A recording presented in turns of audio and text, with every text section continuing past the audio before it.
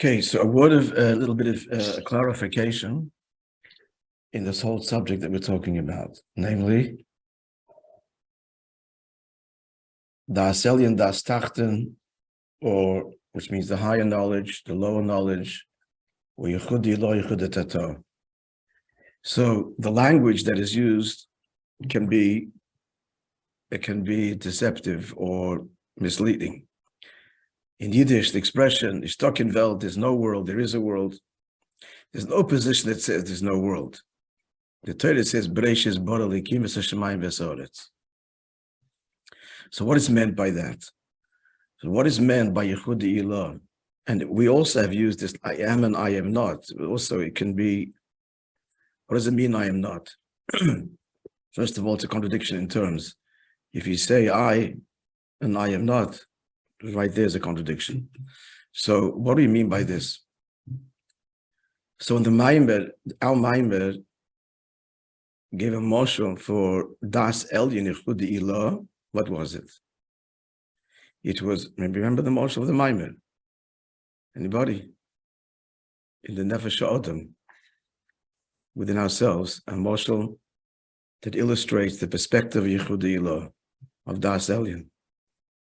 A singular idea that wells up, that comes from the koyach hamaskel, which is the ability of the mind to produce endless ideas, one single idea. So there's an idea here, but what? It's completely bottled by metzius, completely nullified, and does not give expression to, in any way, the koyach hamaskel itself. So there is an idea here. It's completely bottled of metzius. What we're saying is like this. There's Seviv Kalalmin and Memala Kalalmin. Mitzaf Seviv Kalalmin, there's a creation. Das Elyon. Das Elyon makes a statement. L'mayli yesh l'mata ayin. So you're saying there is a mata, but you're giving it a designation. Not saying it is no mata. There is a mata. There is a creation. But it's ayin, it's bottled by metzius. So I want to share with you a moshel from the h'tשכ. It's the Rebbe's moshel, which we've shared before, and it's highly illustrative and instructive. We're given a moshel, by the way, of an idea that you can draw in your mind, an image in your mind, right? So if you're imagining, we'll just mention that because it's also helpful. You imagine an idea in your head. So is there or is there not a picture in your head? The answer is yes. Is that picture in any way, does it have any reality unto itself? Is it in any way separate from you? The answer is no. It's bottled by metzius. The picture is only there because you want to think about it.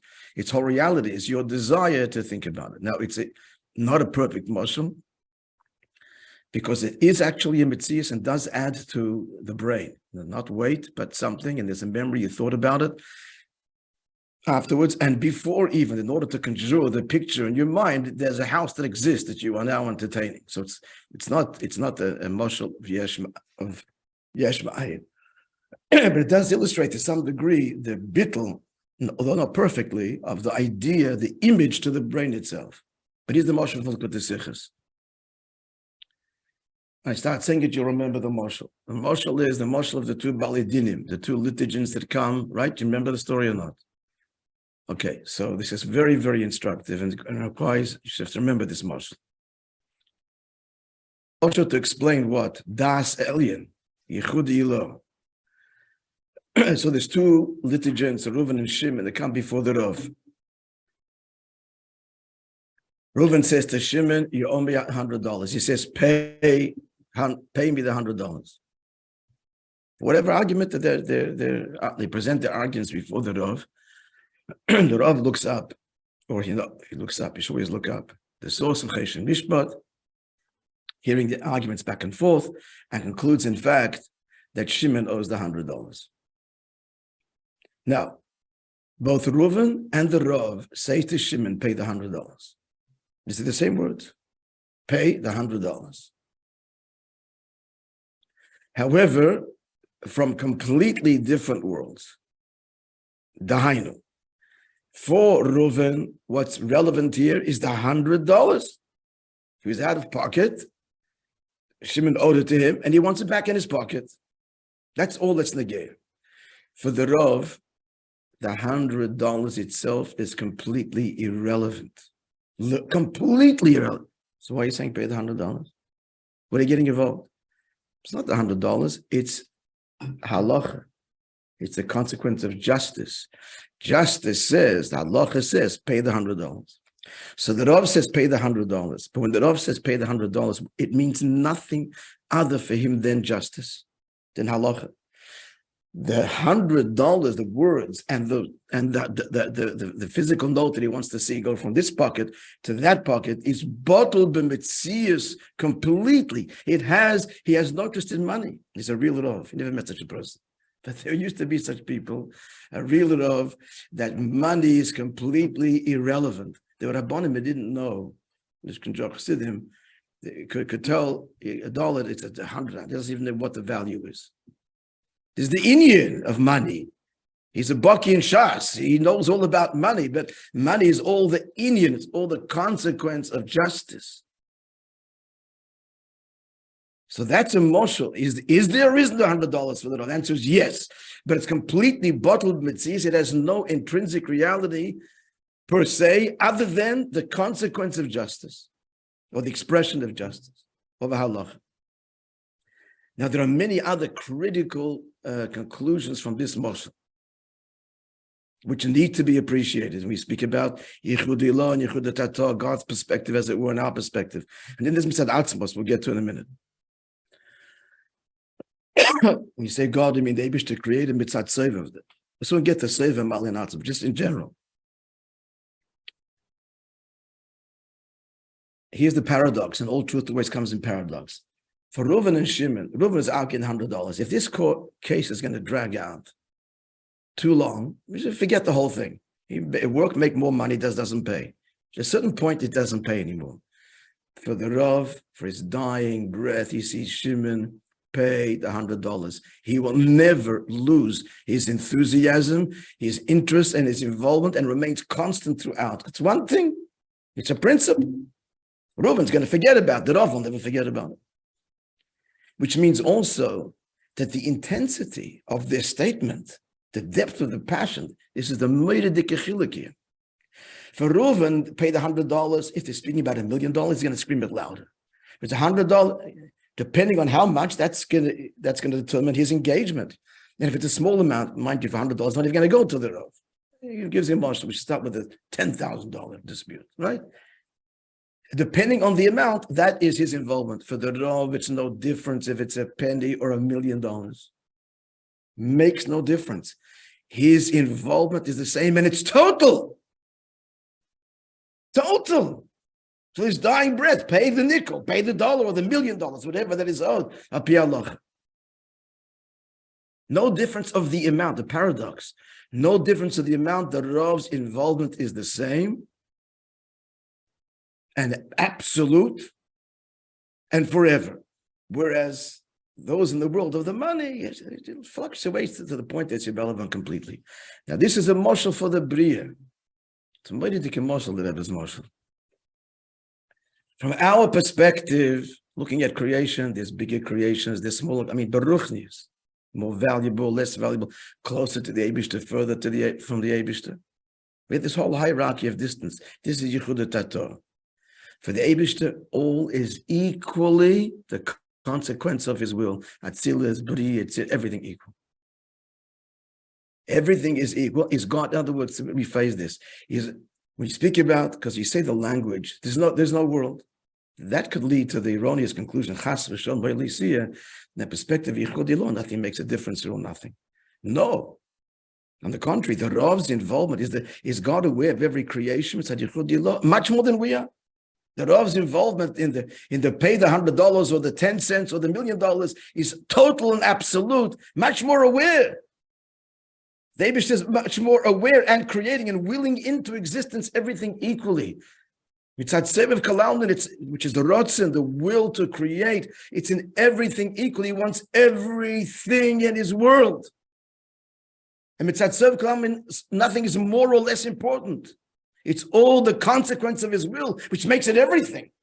What makes it everything? His will, not the thing itself. Again, the dollar for the Rav per se, fast. no interest, zero, transparent. He's a guy you can't bribe with money. Just doesn't mean anything to him. Money means nothing. So what are you getting involved in? Because it's a consequence of halacha, of justice. Then it means everything. So mitzad yichud ilah, we say the world is ein vev. It's not. There's no world. Stuck in Welt. There's no world. What that means is there's no world intrinsically. It's all bottled b'mitzias. L'mayla yesh and l'mata ayin. There is a mata, but the mata is ayin. It's nullified too, and all it is the consequence of the Eibishter's will. Now that's mitzat seviv kalam. Kel deis havaya, says the pasuk. The das elyon, das tachna is not merely as we conventionally understand. There's God's perspective, as in our marshal. The Rav is a marshal for the Eibishter here, and the Rav and Shimon, that's us dealing with just I have, I don't have, the physical reality. The Maamer is bringing out, it's not the chiddush of this Maamer, but kel deis havayis mitzad l'mayla. How so? Because everything we described till now is mitzad seviv kalam. Mitzad seviv kalam, the world is ayin ve'efes. It's a consequence. It's the simple language. It's the miracle to create, as we pointed out many times. Is it a bigger miracle to create out of nothing the sun or a of sand? What's it called of sand? A grain of sand. Is it a bigger miracle to create out of nothing? Same thing. Out of nothing, if you can create a grain of sand, you can create the universe. There's no difference. So mitzat seviv kalalmin, it's b'shava, the miracle of creation is equal. The highest creations, the lowest, the biggest, the smallest, the most complex, the most sophisticated, the simplest, it's all b'shava. Because the miracle that exists, the yesh ma'ayin, is the same nest, and all, to rephrase that, it's all equally one truth. The consequence of the Eibush, the desire that it be. And it's all important for him because he created it. That makes it important. And all nothing because if he wouldn't want it, it's meaningless. So what's the difference between das and das tachton in that case? That was the confusion on Shabbos. I haven't gotten to it. What? That was the confusion on Shabbos. Mishtalkin Welt, what's the difference between das and das tachton at the end of the day? If there is the world, but it's intrinsically not existent. That's both. No. That phrase is not correct. Not intrinsically not existent. Reishis barakim seshmayim voratz. How can you say such a thing? What you mean to say is, it doesn't have its own reality. It doesn't have its own truth. It's a consequence. It doesn't have its own truth. But is it? What is the truth of this it? They wish the desire that it be. Again, the most of the Rav. Is the Rav getting excited about the $100? He's screaming it from the top of his lungs. Can't sleep at night because the Reuven didn't pay the $100. So he's getting very excited about this world. But what's his excitement? What's his passion? What's his entire interest? Because it says in Shulchan Aruch he has to pay. That's why. Not because of the dollar itself. Now that's mitzad seviv kalalmin. Now what the Maamer is saying is, kel deis havaya mitzad malak kalalmin. The actual dollar has significance. The water, the fire, the plant has significance. And because it has significance, there's higher and there's lower, there's more significance and there's less significance. Because what's a malak kalam? The malak kalam is the Eibishter's decision to express himself through a system of sviras. This is divine. The SS sviras is God's decision to express himself in chachma and in bina and in das and in all of the sviras and the endless combinations and permutations and the 22 letters of the alphabet, all part of the creative process. As we said, water, without repeating the parallels, physical water is the result of chesed. That's chesed atzilus, which is the result of in essence, through Sagnuzis, Chesed, and tracing it back. Now I'm asking you, if we're saying that the properties of water flows down and things are glued together and it's transparent and it gives light, are these values that exist in Chesed? Do these properties exist in the pure Chesed Atzilus on the Ruchnistic plane? Do they? So the trick question. No. Chesed is mashpia, and Chesed treats everybody equally. Adarabah, every single property of water, every property of fire, every property of all of the basic natural components of the world, every creature, the midah, the properties of that creature is a consequence of mamala kol almin, a midah, the milo mixed in a certain way and projected, beamed in a certain way that produces this character. The teichen and character of everything in the world is a result directly of mamala kol almin, and therefore, what's that? Mamala kol almin is the esesvidus and the tzimtzum. The higher you go, the higher the creature, the lower. There's higher, there's lower, there's further, there's closer, this whole hierarchy. And there's comparison, there's value. There's value. Water is physical and very limited, but its very properties are a reflection and a consequence and a result of the slapshus, the intimate investure of chesed, of malch, chesed, of dasir, malchus, the malchus dasir. Which leaves us then with, does this object have relative value comparable to mamala kalman, the source that produces its properties? The answer is, sure does. That's where its properties come from. A yid should look at water and see chesed atzilus, fire, gvura atzilus. It should make him think about gvura atzilus. And likewise, if you understand creation and nature and human being, look at human being, the same thing. Look at a human being. I'm not saying yid should, but truth is, I'm learning enough to say this. Look at now human being. You see, you see the midas l'maylo way it's played out.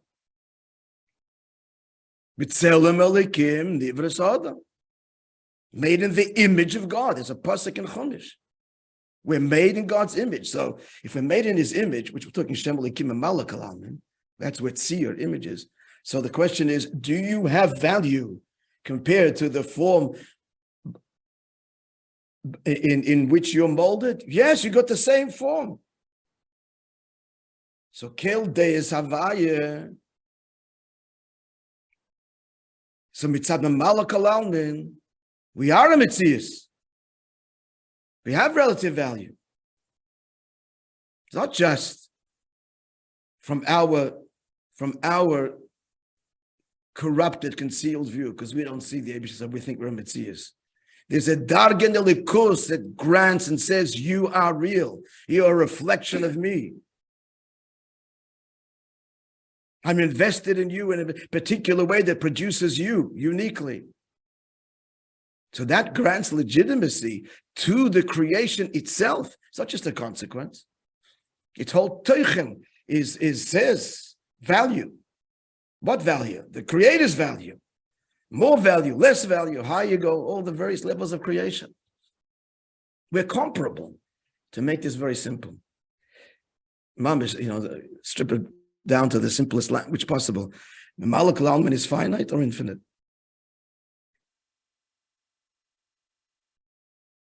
In the big picture, is it finite or infinite? The Malak Alman. Finite, we're talking dargest levels. So if you're talking finite, any other finite has some value compared to it, no matter how small it is. When you're talking relative to Bligvul, which is Sever Kalalmin, nothing per se has any value. It's all bottled mitzias. 1 or a billion in the face of infinite are both equally insignificant. But when you're talking finite, no matter how grand the finite is, if it's discrete as limits, then every other limitation has some value compared to it. Very small, very big, small. It's a whole hierarchy. So compared to Malak Alalmin, creation, which is tachlis hagvul, has some value, a lot of value. This alpitoida. Mitzad Olikus. So there's one darga Mitzad Olikus that says, not, there's no world, we're ignoring you, don't exist. Saying you're bottled mitzvahs, you have no reality to yourself. The second darga says you have a reality. You're comparable to me, to the Creator. To use another example, the artist, so the artist, human being, hardwired artist, who produces a piece of art, does this piece of art have value compared to him? Is it an expression of him? Does it have value? Does it have value? Of course it does. The more he's invested, the more expensive, the more talented, etc. It's a piece of him in the art. In fact, you can know him from his art. You never met the artist, read the book, look at his painting, you'll figure him out eventually. He's invested there. So you look at creation, you can see him, Amalek Alalmi. So it has value. Now what the Maamer is saying, Mitzad Atzmo, so the Kavanah is to unite the two. To unite the two. To be simultaneously in the mashal of the Rav, to be Reuven and Shimon and the Rav at the same time. Again, the Rav is completely mufshet. He's a money, he's nothing per se. It's written in the holy book, so you have to pay. He doesn't even know what the coin looks like. Oh, that's $100. That's what you got to give. He never saw $100. To an extreme example. That's how mufshet he is. The Indian. And for Reuven and Shimon, it's the dollar. So then the world, it's not a perfect mashal for many reasons, but Amalek Alalmin, they're in the world of Amalek Alalmin, they're also Evik Alalmin. And this tension, which is not neat, which we cannot wrap our minds around, Mitzad Atzmos, it's all, who's responsible for this? Neither Sovev nor Mamala is the Eibishter, per se. It's his choice to reveal himself. He transcends both, Bli Gvul and Gvul. And therefore, since it all comes from him, they can be united, as impossible as it is in their own worlds. Infinite and finite cannot be. They're irreconcilable. The view of it's Kale Deus Havai, it's two different perspectives. One is Malmaila Lamata, and one's Malmata Lamayla. You can't travel in two directions at the same time. Hashkifim and Kotchachos and above to below. And Stamri is from below to above. So can you both travel from above to below and below to above at the same time? You can't. But Mitzad Atzmos you can.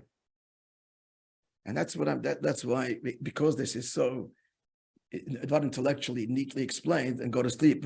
Next Maamer, that's why I'm saying everybody should think about this, what it means in their own avodah, to be in the world and not in the world. We gave several examples. Yankee spoke Shabbos, and I'm hoping that Purim will have all been thinking about this a lot and share, whatever it is. If you go around the table, people should share. But what are we trying? What's the struggle here? This is Shema Yisrael, Hashem Elokeinu, is Yichud Tatos, Das Tachnon, Hashem Echad, is Das Elyon. We got the holy spondenness of Ato, Avayla Vadecha, Avrom. We'll do it again together. We're going to daven soon. As he threaded through the whole Hachonah to Birchas Krishma, Mitzad Atzmos, the Eibishter, the essence, beyond. In other words, the Eibishter is not a creator. The Eibishter is not a creator. It's not what he does for a living. It's a choice. The Eibishter chose to be a creator. It's totally beyond the whole need of creating, of Seviv and Mamala. He chose, he had nis'ave, he had a desire, which has no explanation. It's beyond all seichel, beyond endlessly. To have the dir betachtoinim, and therefore the whole thing begins. Infinite power, Seif Kalam, and a Mala, and a Tzimtzum, and then a Tachten at the bottom of the. But he is beyond completely. Equally beyond, fundamentally beyond. Beyond infinite, beyond finite, values, higher than values, no value. The whole thing is. So therefore, drawing on Atzmos, it's all one. Al pi seichel? No, just the absolute truth, which practically means we can be Reuven and Shimon and the Rav at the same time. Be in the business world and the whole and the money and then you have to know what it means and build and the same time the Rav's perspective. So all the Ratzon Hashem. It's not, per se, it's not. You said that's what Shlichus is. I mean, the ultimate example is the Rabbi himself. Strong presence, very strong and powerful, and bittul at the same time. Tachlis ha-bittlun, tachlis ha-manhigus. That's Malchus. That's what Malchus is. Leadership, governance. Bottle b'metzius. Mushish and pnimis, atik, which is atzmus. Not neat and easy, friends. It's said that life is not neat and easy in any sense. Okay, so that's a bit of clarity. Maybe it was clear before. We're just making it clear. Okay, so now what he's saying is everything we said till now is what the yichud of das elyon and das tachten. Which leads to what? The Chores imay habris that the Eibishter gives over to Avram, who found as Levavim Nemel Fanach Avram, who served you in this way. They were describing that he has the passionate love for God, having gone through and experienced and living the Avodah. He said Melakala Lakovet, starting from Das Tachn and then Das Elyon. And then V'yahavta, so he consumed and burned all of the foreign loves. These foreign loves of the 7 nations of the world handed over to him. And therefore, Ashkifim ben Kochecha, the Hamshacha goes into Kedusha only. And the whole world is in this battle. Beautiful. As explained at length, right, the last week, the whole weeks. But that's not going to help for Amalek. The source of Klippa, the manifestations of Klippa, yeah. I want tivus and desires and all that. They can be dealt with. And must be dealt with. A passionate love for God, as described earlier. But the core Amalek, the resistance, the core irrational resistance, which they created Amalek, is this. There's no reason. The classic Amalek, right? How's he described? He didn't come out of Mitzrayim. The whole world is in awe, triumphant exodus. What's the Moshe Rashi gives? Like a hot bath. Nobody wants to go into it because they'll be scalded. And what does he do? He jumps in this. He gets burnt, but he reduced the whole awe. The whole world is. That's it, right? You're getting burnt. Doesn't matter. God made this way. This is the intolerance of the truth of the Eibishter, and the Amalek is right here. It's right in here. It's this irrational resistance which the Eibishter created. And now that needs a whole different Avodah, a deeper Avodah. And paradoxically, it's not the Yisbonenus of Yichud Elo and Yichud Tato. Not that he's saying that's not part of our Avodah. We say Shema every day. And we say the whole Psukkah Zimbra every day. But what is Amalek? You tell me. What did he say? It's what? Parsha. The second Parsha of Kriyishma. What's the Chiddush of the second Parsha of Kriyishma? That there's one word there that appears that does not appear in the first parsha. First parsha is all love. It's all love. The second parsha is Avodah, servant. B'Hashgacha Pratis, today we start in Hilchas, in Rambam, Gimel Prakim, Hilchas Avodim. In other words, first parsha is a child, Ben, is bonus, love. We have to be a child and a servant. And just being a child enough is not enough.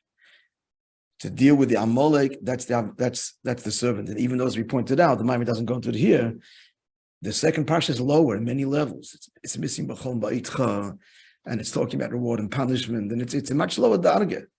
It's talking about when Yidden are in Golus.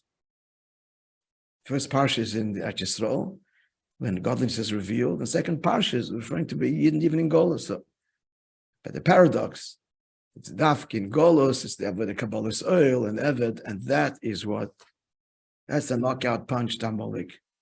Let's see inside. So now we're up to the second paragraph of YESODOS. Yeah? Yes, Franz.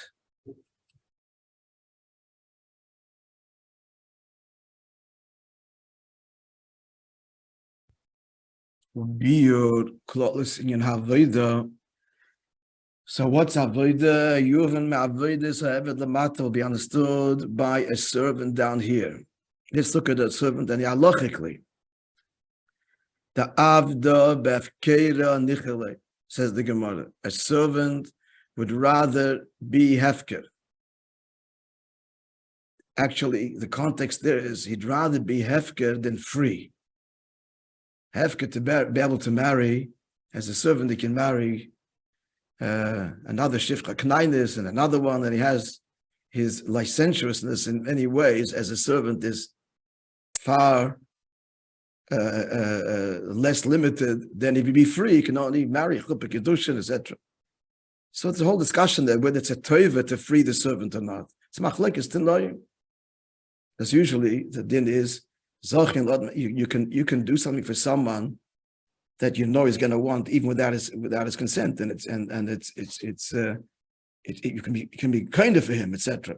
So the whole debate is whether a servant wants to be freed. One level, yes. The other hand, no.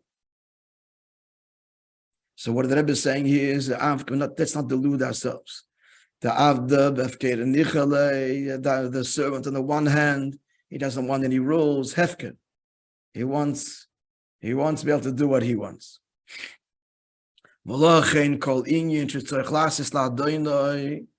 And therefore, because he would rather be doing what he wants to do, everything he does for the master is davar kosher etzler. It's difficult. Ka'oil l'sho'il, like the yoke on an ox. So why is he doing it? Rak mitzad zeh she'em mas'adin lolov. Pashtus, he's afraid. He's afraid that the fear of the master is upon him. And therefore he does everything the master asks of him. It's not because he appreciates, understands this, and is motivated. He's not motivated. Unlike Shema, there is Shema means understand. The understanding is so profound that it moves his heart, and Vahafta, the three levels of love. No. So what? So we're saying that this is a higher avodah. This is terrible. This is terrible. He has no love, he has no motivation, no understanding. He doesn't want to do what he's doing.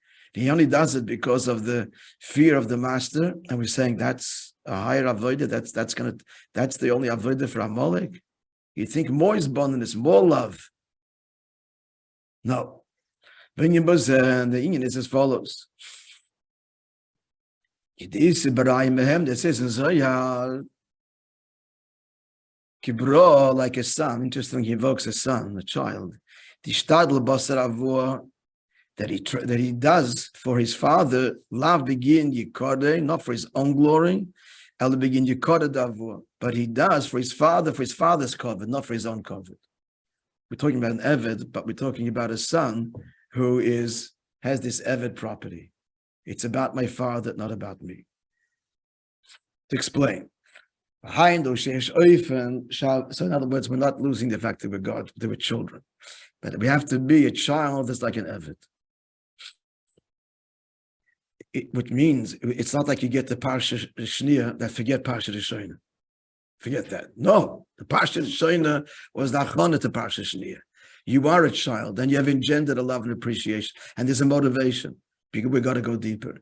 We've got to bring to bear to the avodah of the child of the ben, the avodah of the eved.